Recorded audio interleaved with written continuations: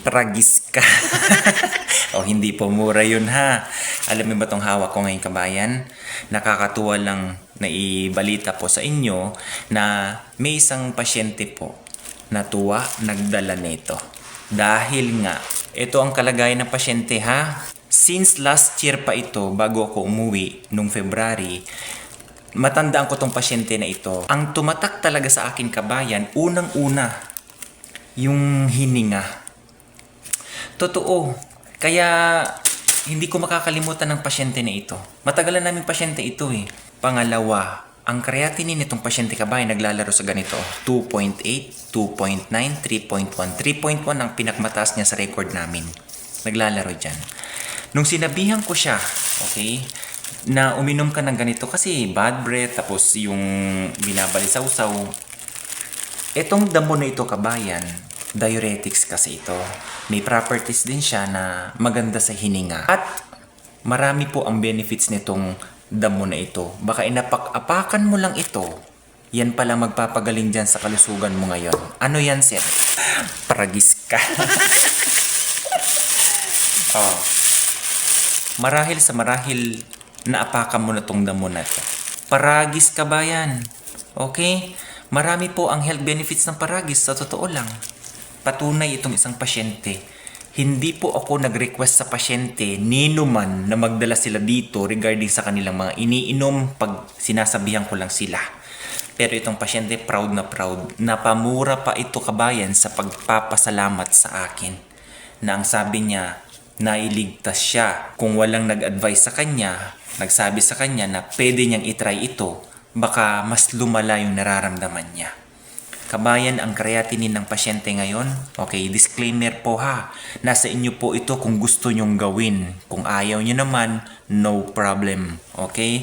Sa akin lang naman, base lang din naman sa mga experience sa pasyente na silang nagsasabi, which is gusto ko lang i-relay sa inyo.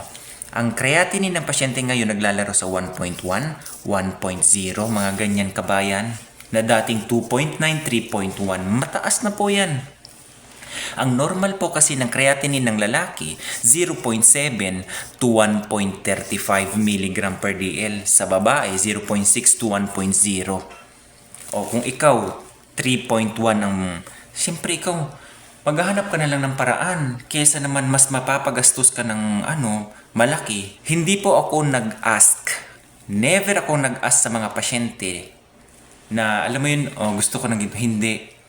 Ako kasi yung tao talaga na kapag gusto kong sabihan ka diretsahan, sinabihan ko talaga. Alam mo, sa totoo lang ka kung ganyan, gusto mo mawala yung amoy ng hininga mo, gusto mong gumanda yung, kasi binabalisaw-saw, okay?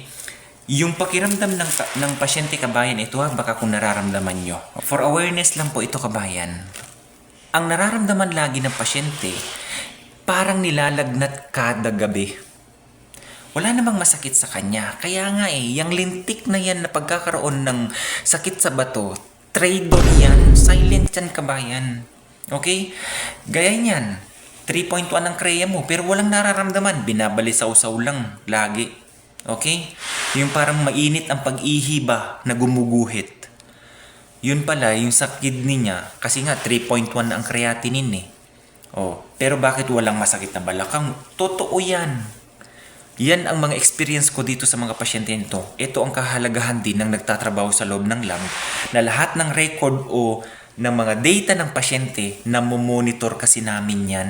Kaya ito po yung magandang na i-relay sa inyo. Disclaimer ulit, nasa inyo po yan kung gusto nyong gawin kabayan. So, paano ba ginawa ng pasyente? Everyday, itong ginagawa ng parang tea. Okay? Tsaa kabayan. Kailan iti-take? Every morning. Ito lang, napak-apakan mo lang, yan pala ang solusyon. Okay? Nasa inyo po yan kung gagawin nyo kabayan, ha? Ang sabi nga ng Diyos, ibinigay ko sa inyong kapaligiran ang sagot sa inyong karamdaman. Pero anong ginagawa ng karamihan, mas tinatangkilik ang gawang farmasya na gamot. Napakabilis nga naman ng mga gawang chemical. Bubuksan mo lang, iinumin mo na agad. Hindi gagaya sa mga ganito ay talagang pagtatrabuhan mo. O isang awareness lang po ito kabayan na gusto kong i-share sa inyo ha.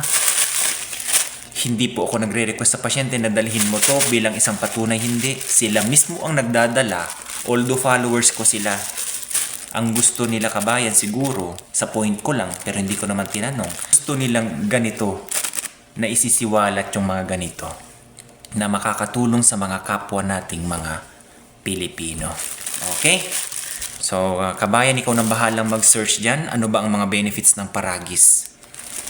Paragis, kabayan, marami dyan sa atin to. Itong damo na ito. Malamang sa malamang, everyday mo nakikita yan. Okay? Isang awareness lang po, kabayan, ha?